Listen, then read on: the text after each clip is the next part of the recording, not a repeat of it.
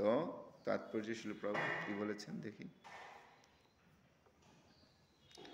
যোগীর অনুশীলন করার পরম উদ্দেশ্য এখানে স্পষ্টভাবে ব্যাখ্যা করা হয়েছে। যোগীর যে অনুশীলনের পরম উদ্দেশ্য, এই যোগ সাধনা করার আসল উদ্দেশ্য কি, সেটা এখানে উল্লেখ করেছেন ভগবান। আমরা যোগ করে কি করি?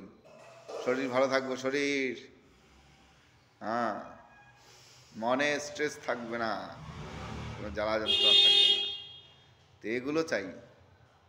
কিন্তু যোগের আসল উদ্দেশ্য এগুলো নয়। জড়জগতের সুখ স্বাচ্ছন্দ্য লাভ করা যোগ সাধনের উদ্দেশ্য নয়। হ্যাঁ, আমরা চাই কি, এই যোগ সাধনের মাধ্যমে জড়জগতের সুখ স্বাচ্ছন্দ্য লাভ করব, জড় সুখ প্রাপ্ত হবে। এটা আসলে যোগের উদ্দেশ্য নয়। পক্ষান্তরে জড়জগতের বন্ধন থেকে মুক্তি লাভ করাই হচ্ছে যোগ সাধনের প্রকৃত উদ্দেশ্য। এই জড়জগতের বন্ধন থেকে মুক্তি লাভ করাটাই হচ্ছে যোগ সাধনের আসল উদ্দেশ্য। এটা ভগবান গীতায় বলেছেন, এই নয় যেটা আমাদের ইস্কনের সাধুদের মন গড়া কিছু কথা আমরা নিজেরা ইচ্ছা মতো বললাম না।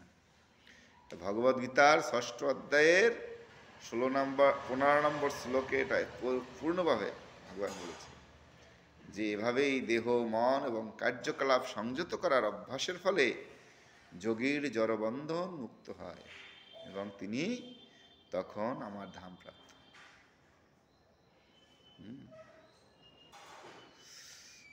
তো স্বাস্থ্যের উন্নতি সাধন করা অথবা লৌকিক সিদ্ধি লাভ করার জন্য যোগাভ্যাস যে করে, ভগবদ্গীতায় তাকে যোগী বলে স্বীকৃতি দেওয়া হয়নি। ভবরোগ নিবৃত্তির অর্থ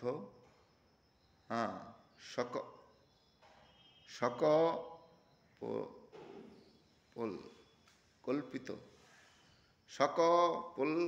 কল্পিত শূন্য, সকল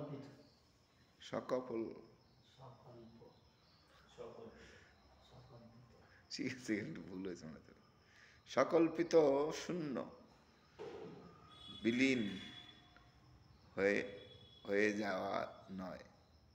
ভগবানের সৃষ্টিতে শূন্য বলে কিছুই নেই, বরং ভবরোগ নিবৃত্তি হলে পরব্রহ্ম ভগবত ধামে প্রাপ্তি হয়। ভগবদ গীতায় ভগবত ধামের বিশাল বর্ণনা করা হয়েছে যে সেই বৈকুণ্ঠ ধামে আলোকিত করার জন্য সূর্য এবং চন্দ্র অথবা তড়িৎ শক্তির প্রয়োজন হয় না। সেখানে প্রতিটি গ্রহই সূর্যের মতো আপাত আলোকে উদ্ভাসিত। ভগবত ধাম সর্বব্যাপক কিন্তু পরব্যাম এবং সেখানে অবস্থিত গ্রহলোককে পরমম ধাম অর্থাৎ উৎকৃষ্ট ধাম বলা হয়। যে যোগী তার যোগ সাধনার সিদ্ধি লাভ করেন তিনি সর্বতোভাবে ভগবান শ্রীকৃষ্ণকে জানতে পেরেছেন। তার সম্বন্ধে ভগবান বলেছেন, মচ্চিত্তা মদ্গতোপা মৎপরা মৎ সংস্থাম ইত্যাদি যথার্থ শান্তি লাভ করেন জীবন্তে কৃষ্ণলোক বা গোলোক বৃন্দাবন নামক তার পরম ধামে প্রবেশ করার যোগ্যতা অর্জন। ভগবানের আলয় গোলক বৃন্দাবন সম্বন্ধে ব্রহ্মসংহিতায় 5ম অধ্যায়ের 37 নম্বর শ্লোকে বলা হয়েছে, গোলোক এব নিবাসতি খিলাত্মভূত। ভগবান যদিও তার সধামগুলোকে বাস করেন, কিন্তু তা সত্ত্বেও তিনি তার উৎকৃষ্ট চিন্ময় শক্তির প্রভাবে সর্বব্যাপ্ত ব্রহ্ম এবং সর্বভূতে পরমাত্মা রূপে সর্বত্র বিরাজমান। স্বয়ং ভগবান শ্রীকৃষ্ণ এবং তার সাংশ প্রকাশ বিষ্ণু সম্বন্ধে সর্বতোভাবে অবগত না হলে কোনো অবস্থাতেই ভগবানের নিত্য আলয় বৈকুণ্ঠলোক অথবা গোলক বৃন্দাবনে প্রবেশ করা যায় না। তাই পূর্ণরূপে কৃষ্ণ ভাবনাময় হয়ে যিনি ভগবানের সেবা করেছেন তিনি হচ্ছেন প্রকৃত যোগী। কারণ তার মন সর্বতোভাবে ভগবান শ্রীকৃষ্ণের চিন্তাতেই মগ্ন। সবই মন কৃষ্ণ পদারবিন্দায়।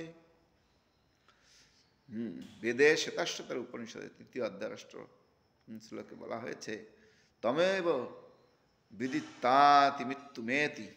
পরমেশ্বর ভগবান শ্রীকৃষ্ণকে জানতে পারার ফলেই জন্ম ও মৃত্যু হতে পারে, হাত থেকে উদ্ধার পাওয়া যায়। এর থেকে বোঝা যায় যে যোগ সাধন করার একমাত্র উদ্দেশ্য হচ্ছে জড়বন্ধন থেকে মুক্ত হওয়া। ম্যাজিক দেখানো বা শারীরিক কসরত দেখিয়ে লোক ঠকানো যোগের উদ্দেশ্য নয়। ম্যাজিক এখন আমাদের যুগে দুনিয়ায় এখানে যোগ সম্বন্ধে কি হচ্ছে? ম্যাজিক।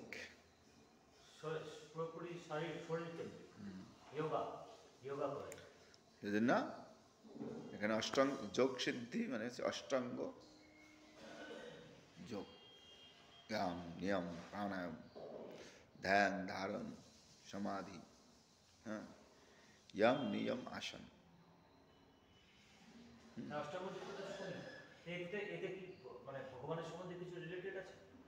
তো এই অষ্টাঙ্গ যোগ এর আসল উদ্দেশ্য হচ্ছে ভগবানের সঙ্গে যুক্ত, ভগবানকে জানা। এই যোগের আসল উদ্দেশ্যই নয় যে শারীরিক ভাবে এই করা, এটা অষ্টাঙ্গ যোগ নয়। প্রভুপাদ এখানে ডাইরেক্ট বলে দিয়েছেন যে জড়জগতের সুখ স্বাচ্ছন্দ্য লাভ করা যোগ সাধনের উদ্দেশ্য নয়, পক্ষান্তরে জড়বন্ধন থেকে মুক্তি লাভ করাই হচ্ছে যোগ সাধনের প্রকৃত উদ্দেশ্য। এটা প্রভুপাদের কথা। প্রভুপাদ বলেছেন যে যোগ সাধনের একমাত্র উদ্দেশ্য হচ্ছে ভগবত প্রাপ্তি। আর এখানে ভগবান বলেছেন যে দেহ, মন এবং কার্যকলাপ সংযত করার অভ্যাসের ফলে যোগী জড়বন্ধন থেকে মুক্ত হয়। এই যে আমরা অনেক কিছু সংযত, এই আপনারা মাছ খান না, আপনারা চা খান না, আপনারা ওই খান না, আপনারা ওই করেন না, নেশা করেন না, জুয়া খেলেন, নব্বদের সঙ্গে, এগুলো কি? এগুলো যোগের আসল উদ্দেশ্য। প্রকৃত যোগী তারাই যারা এই 4 নিয়ম পালন করে। এই 4 নিয়ম পালন করে কি হচ্ছে? দেহ, মন এবং তার কার্যকলাপ সংযত হচ্ছে। আমরা যেই কার্যকলাপে যুক্ত সেগুলো সংযত হচ্ছে কার মাধ্যমে? এই যোগের মাধ্যমে।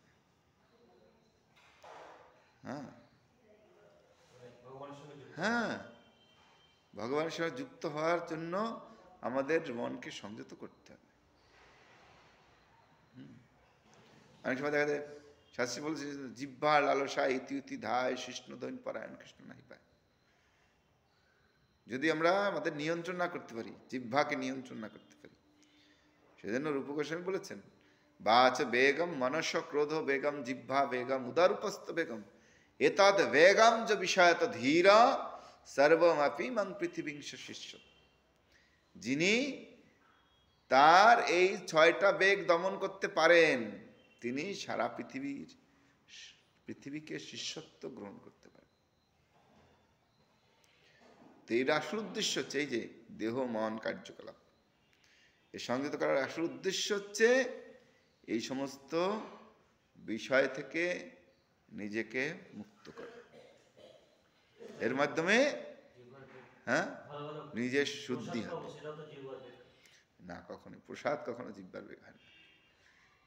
তাহলে ভগবান বলতো না আকাণ্ঠ করিয়া করো প্রসাদ, প্রসাদ খেতে হবে আকাণ্ঠ পেট ভরি। কেন? যতদিন অবধি আমার অন্য কিছুর প্রতি আসক্ত হয়। যখন আমার অন্য কিছুর প্রতি আসক্তি চলে যাবে তখন জিহ্বার বেগ ধীরে ধীরে কমিয়ে দিতে হবে, খাওয়া দাওয়ার কমাতে হবে, তখন অ্যাপ্লাই করতে হবে ভালো না খাইও ভালো না করি। কিন্তু যতক্ষণ আমার জিহ্বা চাইছে ততক্ষণ প্রসাদ দিয়ে তাকে ভরতে হবে উদার। না হলে আমার মন অন্যদিকে চলে যেতে পারে।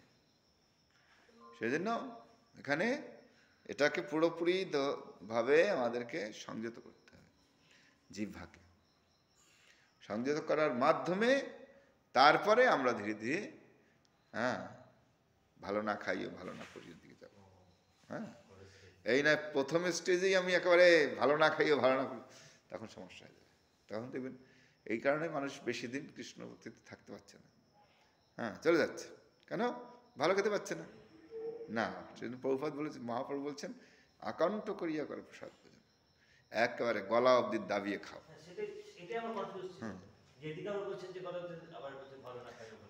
গলা অব্দি দাবিয়ে খাও। দাবিয়ে খাওয়ার পরে এক সময় আসবে এমনিতেই মন চেবে না আর বেশি খাবো না, এখন থেকে একটু কম কম খাবো। অনেক তো খেলাম, খেয়ে দিয়ে তো কিছুই হলো না। তখন ধীরে ধীরে তারা তার সংযমে চলে আসবে। দেখবেন জুনিয়র ভক্তরা তারা অনেক প্রসাদ পায়, কিন্তু সিনিয়র ভক্তরা না না কম দাও কম দাও, না না অত নয় অত নয়, একটু কম কম। কারণ তারা তাদের ওই স্তরটা ধীরে ধীরে হয়ে গেছে, কন্ট্রোল হয়ে গেছে। আমি অনেক ভক্তদের দেখেছি এইটুকু প্রসাদ পাই, এইটুকু, কিন্তু দিব্যি সুস্থ আছে, টাইমলি প্রসাদ পান, সবকিছু ভালো সুস্থ। সেজন্য আমাদের এই সংযমটা দরকার আছে। কারণ প্রভুপাদ বলেছেন যেগুলো হচ্ছে চুলকানির মতো, ইন্দ্রিয় তৃপ্তিটা হচ্ছে চুলকানির মতো। যত চুলকাবেন মনে হয় আরেকটা চুলকাই, আরো চুলকাই, আরো চুলকাই, আর চুলকাতে চুলকাতে যখন রক্ত বেরোবে তখন ওখানে জ্বর হবে। তা আমরা ভোগটাকে যত বাড়াবো ভোগ তত বাড়বে, আর যত কমাবো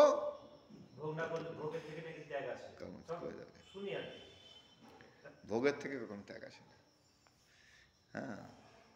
ভোগকে নিয়ন্ত্রণ করার মাধ্যমে আমাদের জীবনে ত্যাগ আসবে এবং শান্তি আসবে। শাস্ত্র বলছে ত্যাগই শান্তি মনন্তর, ত্যাগই হচ্ছে শান্তি।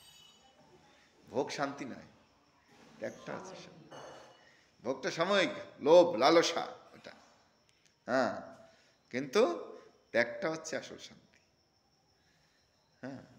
দেখবেন যারা ত্যাগী জগতে তারাই বড় হয়েছে, যারা ভোগী তারা বড় হতে পারে, তাদের লালসার তারা বাদ সাধতে পারে।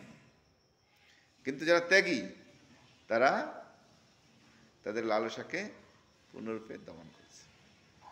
তো সেইভাবে নয় যে প্রথম দিন ইস্কনে এসেই ত্যাগ করা চালু করে দেবে, খাওয়া দাওয়া বন্ধ, সকালে একটা রুটি, দুপুরে 1 চামচ ভাত, আর বিকালে একটা রুটি, নাই না।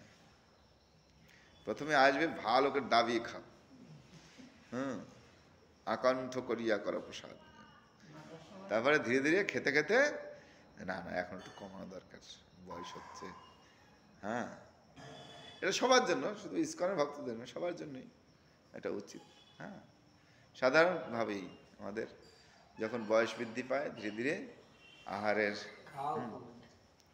কমানো উচিত। তাই প্রভুপাদ বলেছেন পেট গরম, পেট নরম, মাথাকে রাখে ঠান্ডা, তারপরও যদি বেদ আসে তারে মারো ডান্ডা। পেট নরম মানে প্রভুপাদ বলেছেন 60% খাও, আর 40% জল দিয়ে পড়ো, আর পায়ে সবসময় মুজে পড়ো, আর মাথা সবসময় শেভ করে রাখো, তাহলে মাথা ঠান্ডা থাকবে। পা গরম থাকলেই শরীর গরম থাকবে, আর শরীর গরম থাকলেই রোগ শোক থেকে দূর থাকবে। পেট গরম, পেট নরম, মাথাকে রাখে ঠান্ডা, তারপরে যদি বেদ আসে তারে মারা ডান্ডা। তারপর যদি বৈদ্য আসে ঘরে তাকে ডান্ডা মেরে তারাও। তো সেজন্য সংযমের দরকার আছে। মনুষ্য জীবনে সংযমের খুব দরকার। দেখুন, কারণ 4টে পাপ কর্ম 4টে ধর্মের পাকে ভাঙছে। সত্য কাকে ভাঙছে? জুয়া, জুয়া, তাস পাশা জুয়া, লটারি ছাট্টা, এগুলোকে কে ভাঙছে? সত্যকে ভেঙে দিচ্ছে। নেশা, নেশা কি ভাঙছে? তপস্যা। যারা নেশা করে তারা কখনো তপস্বী হতে পারে না, করতে পারে না। যারা নেশা করে তারা কখনো তপস্যা করতে পারে না। দেখবেন যে যারা মদ খায় তাদের দিয়ে কোনোদিন আপনি একাদশী ব্রত করতে পারবেন না, কারণ ওদের টাইমে টাইমে খিদে পায়, কিছুক্ষণ পর পর ওদের খেতে হবে, কারণ লিভার তো পচে গেছে না ওদের। হ্যাঁ, লিভার সব পুড়ে গেছে ওর ভিতরে, সেজন্য দেখবেন ওরা সবসময় লিকুইড খায়, হালকা নরম জিনিস খাবে, হ্যাঁ, পেটটাকে ঠিক রাখে। তারপরে অবৈধ সঙ্গ কি নষ্ট করে? সুচিতা। যারা অবৈধ সঙ্গে থাকে তারা সূচি থাকে না, সবসময় অসুচি থাকে। আর আমিষ আহার কি নষ্ট করে? দয়া। যারা আমিষ আহার করে তারা কোনোদিন দয়ার্থ হয় না। হ্যাঁ, তারা তাদের ভোগের জন্য আরো নিয়ে আয়, বড়টা নিয়ে আয়, হ্যাঁ, পাঠাটা নিয়ে আয়, অমুকটা নিয়ে আয়, হ্যাঁ, এরা কোনোদিন দয়ার্থ হয় না। হ্যাঁ, যে বড় বড় যে ভারতবর্ষে যে বড় বড় খুন সন্ত্রাস হয়েছে, কারা করেছে? হ্যাঁ, যারা পাঠা কাটে, গরু কাটে, তারা করছে, কারণ এদের কাছে কোনো দয়া টয়া নেই। এদের কাছে সব সমান, আও কাট দেঙ্গে, আও মার দেঙ্গে, এই হলো ওদের কাজ। তো সেজন্য সংযমের প্রচুর দরকার আছে, এই 4 নিয়ম পালন করা খুব দরকার, কারণ 4 নিয়মের মাধ্যমেই আমাদের শুদ্ধিতা আসবে। যখন জীবন শুদ্ধি হবে, মন প্রাণ এগুলো শুদ্ধ হবে, তখন আমরা ভগবত ভক্তির জন্য উৎসাহী হব। হ্যাঁ, তার মানে এই নয় যেগুলো করলে আমরা ভগবত না, এর সঙ্গে সঙ্গে আমাদের ভগবত ভক্তি আরাধনা চালু রাখতে হবে। আর আরাধনা কীভাবে সম্ভব? ওই সমস্ত সঙ্গ ত্যাগ করার মাধ্যমেই আরাধনা ভালো হয়। তবে যারা খুব সুন্দরভাবে সব কিছু পালন করে তাদের জপ তপ খুব সুন্দর হয়, ভালো করে। আর যারা ওগুলো পালন করে না তারা জপই করতে পারে না। তাদের জপ করতে খুব কষ্ট, কিভাবে জপটা করবে? এই 16 মালা জপ মানে কি? এর হচ্ছে মহা কঠিন জিনিস, এর চেয়ে কঠিন জিনিস আর নেই। সেজন্য এই 4 নিয়ম বা এই যে দেহ মন কার্যকলাপের সংযত করা, এটার অভ্যাস করতে হবে। এই সংযত হওয়ার মাধ্যমেই আমরা ভগবত ভক্তি লাভ করতে পারবো, এই জগতের বন্ধন থেকে মুক্তি হতে পারবো। আর এই জগতের বন্ধন থেকে মুক্ত হলেই আমরা একমাত্র ভগবত হতে পারবো, এছাড়া আর কোনো উপায় নাই। ঠিক আছে? তো হরে কৃষ্ণ কৃষ্ণ কৃষ্ণ হরে হরে, হরে রাম রাম রাম হরে। শ্রীল প্রভুপাদ কি, সমেত গৌর ভক্তবৃন্দ কি, নিতাই গৌর মান।